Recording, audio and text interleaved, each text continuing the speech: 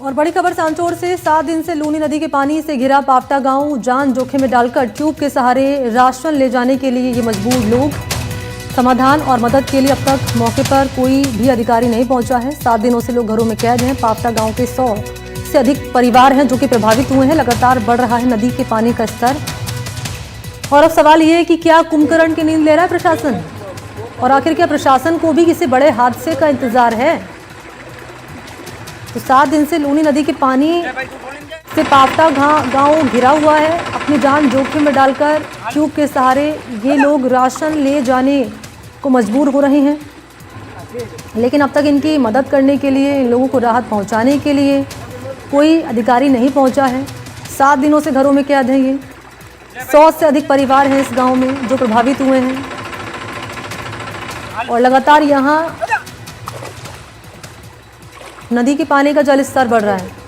सहयोगी गणपत जुड़ चुके हैं। गणपत, 7 दिन से ज्यादा हो चले हैं, 100 से अधिक परिवार हैं पावटा गांव के जो प्रभावित हुए हैं। इनको मदद पहुंचाने के लिए अब तक कोई प्रशासनिक नुमाइंदा मौके पर पहुंचा है? और जैसे कि हम सवाल खड़े कर रहे हैं कि किसी हादसे का इंतजार कर रहे हैं अधिकारी, तब पहुंचेंगे?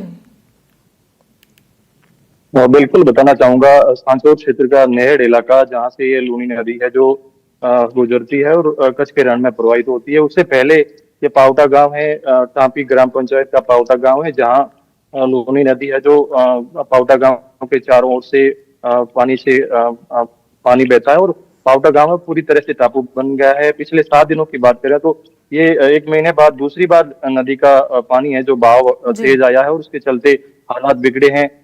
एनडीटीवी ने पहले भी ग्राउंड रिपोर्ट करके प्रशासन को चेताने की कोशिश की, लेकिन 7 दिन बीत जाने के बाद भी प्रशासन अभी तक मौके पर नहीं पहुंचा है और वहाँ हालात बिगड़ते जा रहे हैं।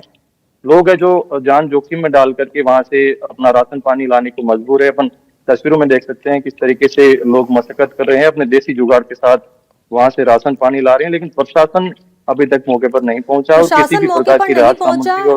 क्या प्रशासन को इस बात की जानकारी नहीं है? प्रशासन के संज्ञान में ये पूरा मामला नहीं है, या जानकर भी अनजान अधिकारी बने बैठे हैं?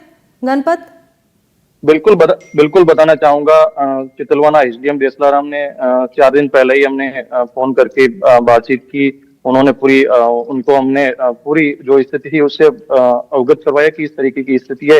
एनडीटीवी ने भी खबर दिखा करके प्रशासन को जुटाने की कोशिश की, लेकिन अभी भी ऐसा लग रहा है कि प्रशासन है जो कुंभकर्ण की नींद सो रहा है और किसी बड़े हादसे का इंतजार कर रहा है। यहाँ के लोग क्या कह रहे हैं, ये क्या चाहते हैं, ये क्या इनको सरकार से क्या उम्मीदें हैं, क्या कह रहे हैं, अगर आपकी बातचीत इनसे हुई हो तो?